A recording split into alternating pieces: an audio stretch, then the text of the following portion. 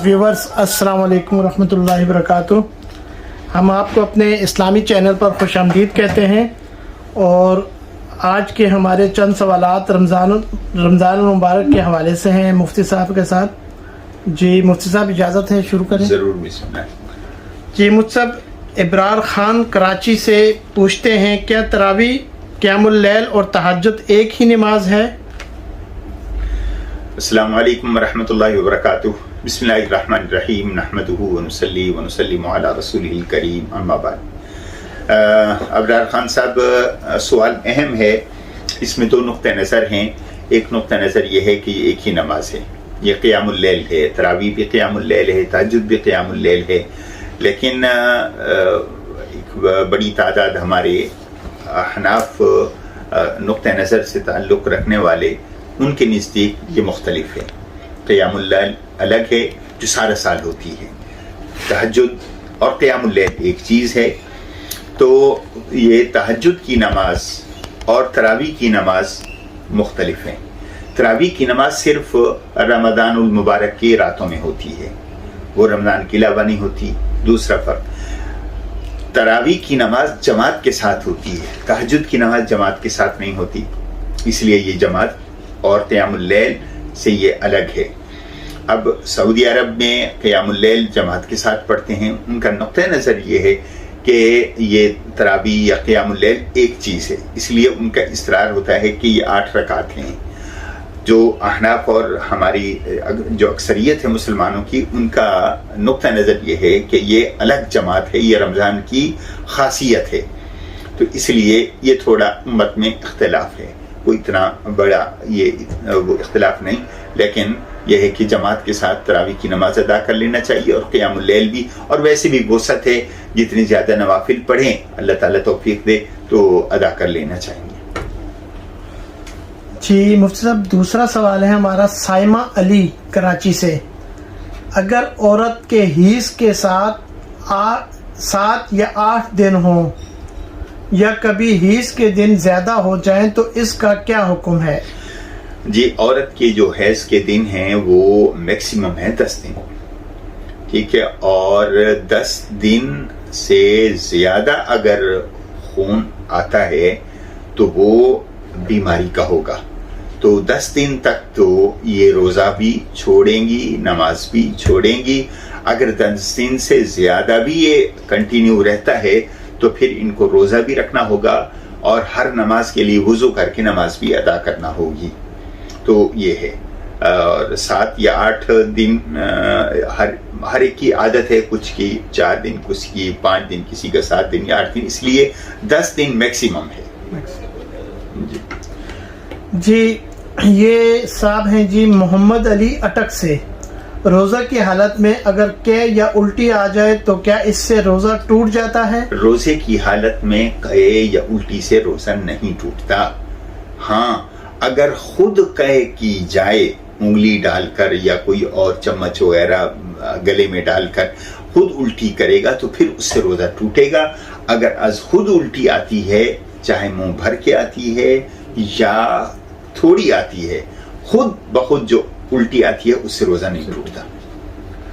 जी इलियास गुम्मन हैदराबाद से, मरीज के लिए रोज़ा की कज़ा और फिदिया के मुतालिक शरई क्या हुक्म है? जी बड़ा अहम सवाल है। मरीज जो रोज़ा रखने की इस्तिताअत न रखता हो बीमारी की वजह से, तो उसकी 2 किस्में होंगी।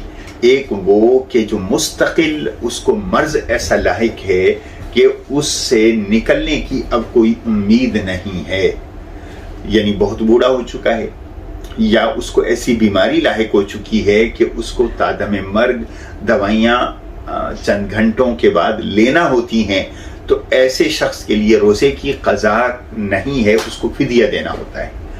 और फिदिया क्या है?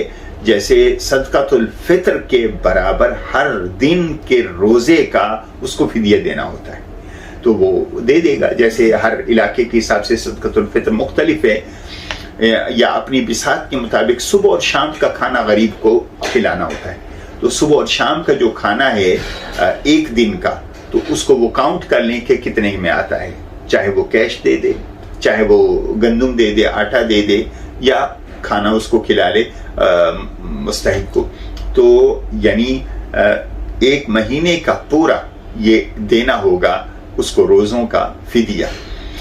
قضا اس کے لیے ہے جو شخص ٹیمپریری بیمار ہو گیا، مثلا اچانک طبیعت خراب ہو گئی، بخار ہو گیا، یا کوئی اسہال لگ گئے، یا ڈاکٹر نے کہا کہ اب آپ کچھ کو کھانا ہوگا ورنہ ڈی ہائیڈریشن ہو، یا کوئی اور بیماری لاحق ہو سکتی ہے۔ اب چونکہ یہ صحت مند ہے، عمر بھی اس کی بڑھاپے والی نہیں ہے، تو ایسے شخص کے لیے فدیہ نہیں ہے، ایسے شخص کے لیے روزے کی قضا ہے۔ اسی طرح حاملہ عورت ہے، اسی طرح دودھ پلانے والی کوئی عورت ہے بچے کو، کہ اگر روزہ رکھے گی تو دودھ کم ہو جائے گا، بچے کو خوراک کا مسئلہ ہوگا، تو یہ خواتین اور اس طرح کا عارضی مرض میں مبتلا شخص رمضان کے بعد جب اس کو موقع ملے گا تو وہ روزوں کی قضا کریں گے، ان کو فدیہ دینے کی ضرورت نہیں ہے۔ جی گمن صاحب، امید ہے آپ کا تفصیلاً جواب دے دیا ہے مفتی صاحب نے، آپ سمجھ گئے ہوں گے۔ جی ماریا ہیں ہانگ کانگ سے، نوجوان لڑکی پر روزہ کب فرض ہوتا ہے؟ جب خود ہی کہہ دیا نوجوان لڑکی، جب نوجوان ہوگی تو روزہ فرض ہو جائے گا۔ اور نوجوان کب ہوتی ہے؟ جب اس کو پیریڈ آنا شروع ہو جائے، یا کوئی خاتون حاملہ ہو جائے، اگر پیریڈ نہیں آئے لیکن حمل ہو گیا تو اب ایسی بچی کے اوپر روزہ فرض ہو جاتا ہے۔ تو ایسی بچی اگر فور ایگزامپل مفتی صاحب اگر 12 سال کی عمر ہے، اس کو چاہے 12 کی ہے یا 11 کی، جب پیریڈ آنا شروع ہو جائے وہ پورے روزے رکھے گی؟ وہ پورے روزے رکھے، پورے روزے اس پر روزہ، اس سے مطلب 50% وہ نہیں ہے، سب پورے رکھے گی؟ روزہ پورے رکھیں، جب جوان ہوگی تو روزہ فرض ہو گیا اس کا۔ جی شازیہ اکرام لاہور سے، عورت مرد کی اجازت کے بغیر نفلی روزے رکھ سکتی ہے یا نہیں، اس کا کیا حکم ہے؟ اگر تو خامند گھر میں ہے، ٹھیک ہے، ظاہر نفلی روزے رمضان کے علاوہ ہوں گے، رمضان کے روزوں کی خامند سے اجازت کی ضرورت نہیں ہے، وہ اللہ کا حکم ہے۔ باقی اگر خامند گھر پہ ہے اور ساتھ رہ رہے ہیں تو ایسی صورت میں عورت نفلی روزہ رکھنا چاہتی ہے تو خامند سے پوچھ لے، ٹھیک۔ اور اگر خامند دور ہے، دوسرے ملک میں، دوسرے شہر میں، یہ ساتھ نہیں رہ رہا، تو اس کو بغیر خامند کی اجازت کے بھی روزہ رکھنے میں اجازت ہے۔ جی محمد سعد جہلم سے، حالت روزہ میں اگر بھول کر کھا لیا یا پی لیا تو کیا ایسا روزہ ہو جائے گا یا نہیں؟ جی حالت روزہ میں اگر کسی نے بھولنے کی دو صورتیں ہیں، یہ تھوڑا وضاحت کر لوں۔ ایک ہے کہ اس کو روزہ یاد نہیں تھا، کہ ایسے اچانک آیا سامنے ٹیبل پہ پانی پڑا تھا اور پینا شروع کر دیا، تو اب ایسے شخص کے لیے رسول اللہ صلی اللہ علیہ وسلم نے فرمایا کہ اس کو اللہ نے کھلایا، اس کو چھوڑ دو، اس کو روزہ یاد ہی نہ دلاؤ، اس کا روزہ ٹھیک ہے، کھا لیا یا پی لیا۔ لیکن ایک شخص کو روزہ تو یاد تھا لیکن روزے کی افطاری کا وقت بھول گیا، کہ اس نے سمجھا 6 بج گئے، 6:45 بجے روزہ کھلنا تھا، اس نے جلدی سے کھا لیا، بعد میں پتہ چلا وہ 6 نہیں تھے، وہ 5 تھے، یعنی اس کو ٹائمنگ بھول گئی۔ یا صبح اسی طرح جو ہے نا سحری کا وقت ختم ہو گیا تھا، اس نے سمجھا کہ ابھی ٹائم ہے، گھڑی رکی ہوئی تھی تو کھاتا رہا، تو ایسا شخص بھول کر کھا پی رہا ہے لیکن روزہ اس کو یاد ہے، یہ وقت کو بھول گیا ہے، تو اس شخص پر روزے کی قضا ہوگی، اس شخص پر۔ اور جس نے روزہ یاد ہی نہیں تھا، کھا پی لیا، اس شخص پہ کوئی قضا نہیں ہے، اس کا روزہ کنٹینیو ہے اور وہ روزہ اس کا باقی ہے۔ یہ تو بہت اہم مسئلہ تھا مفتی صاحب۔ جی جی مصباح کراچی سے پوچھتی ہیں، گود بھرائی کی شرعی حیثیت کیا ہے؟ پہلے تو یہ نہیں پتا کہ گود بھرائی ہوتی کیا ہے۔ اگر گود بھرائی یعنی کوئی عورت حاملہ ہو جائے اور اس کو کوئی گفٹ دیتے ہیں، پہلا بچہ جب ہوتا ہے نا، پہلی بار جب عورت حاملہ ہوتی ہے تو وہ اس کی گود بھرائی کی، اس کی گود بھر گئی ہے، تو وہ پھر فنکشن ارینج کرتے ہیں۔ وہ ایک معاشرتی چیز ہے، اس کا شریعت سے تعلق نہیں ہے، شریعت نے نہ منع کیا ہے، نہ شریعت نے ایسی چیزوں کا حکم دیا ہے۔ یہ تو ہر ایک خاندانی روایات ہوتی ہیں. بعض خاندانوں کے اندر ہوتا ہوگا کہ اگر کوئی عورت پہلی دفعہ حاملہ ہوتی ہے اس کو مبارکباد یہ کوئی ہندوانہ رسم ہے وہ سب اکثر جو انڈین ڈراموں میں فلموں میں جو ہے نا ایسے دیکھا گیا ہے. دیکھو یہ اس لیے میں کہہ رہا ہوں کہ یہ ہمارے شریعت کا مسئلہ نہیں ہے, یہ علاقائی یا قبائلی یا کوئی سی کلچر کا سے تعلق رکھتا ہے. تو اس میں جب تک غیر شرعی چیز نہ ہو تو اس کو کوئی مبارکباد دینا چاہتا ہے, گفٹ دینا چاہتا ہے تو جائز ہوگا. لیکن اگر اس کا کوئی ہندو مذہب کے ساتھ تعلق ہے تو وہ ناجائز ہوگا. میرا خیال ہے یہ تو ایک معاشرتی یا سوشل چیزیں ہوں گی جو ہر علاقے یا ہر خاندان کی اپنی روایات بھی ہوتی ہیں تو اس کے حساب سے یہ ہوں گی. تو شریعت نے نہ منع کیا ہے نہ شریعت نے ایسی کسی چیز کا حکم دیا ہے. جی سلمہ ہے, پوچھتے ہیں اگر عورت فجر کے فوراً بعد پاک ہو جائے وہ بغیر کچھ کھائے پیے روزہ رکھ سکتی ہے یا نہیں؟ دیکھیں وہ اگر تو فجر کے بعد پاک ہوئی ہے یعنی روزہ شروع ہو چکا تھا تو اس دن کا اس کا روزہ نہیں ہوگا. اس دن کا اس کا روزہ نہیں ہوگا. وہ اگر ویسے نہ کھائے پیے اس وقت تک انتظار کرے, روزے داروں جیسی مشابہت اور صورت بنا لے تو یہ اچھی بات ہے, اللہ تعالیٰ کی طرف سے اس کو اجر ملے گا. لیکن اس روزے کی اس کو قضا کرنا ہوگی. جی میمونہ صفدر ہے, پوچھتی ہیں اگر حائضہ عورت فجر سے پہلے پاک ہوئی اور فجر کے بعد غسل کیا اور نماز پڑھی, اس دن کا روزہ مکمل کیا, تو ایسی صورت میں اس روزے کی قضا واجب ہوگی؟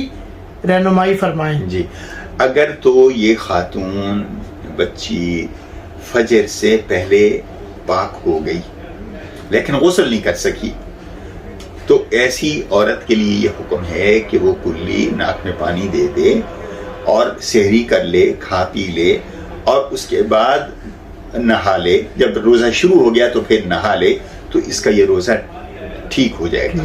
اس کو قضا کرنے کی ضرورت نہیں ہے. ٹھیک ہے.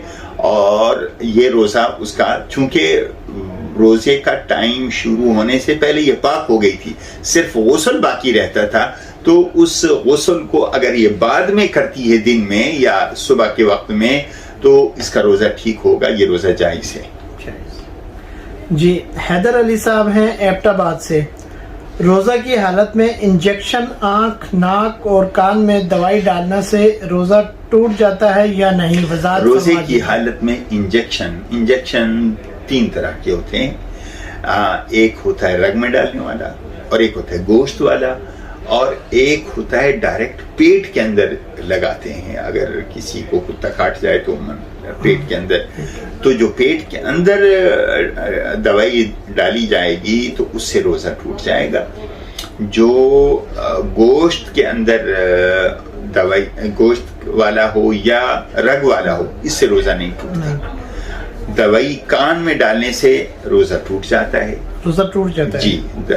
اور آنکھ میں ڈالنے سے روزہ نہیں ٹوٹتا. جو مسئلہ ہے آنکھ میں, ناک میں ڈالنے سے بھی روزہ ٹوٹ جاتا ہے. ناک میں ڈالنے. جی. اس لیے اگر کسی پر غسل بھی فرض ہو گیا تو ناک میں پانی نہیں چڑھانا روزے کی حالت میں.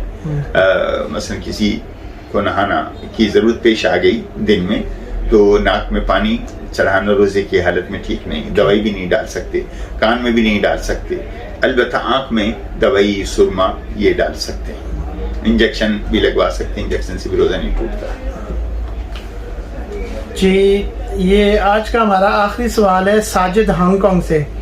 بعد جماعت نماز کے بعد اجتماعی دعا کتنی ضروری ہے یا اس کی کتنی اہمیت ہے؟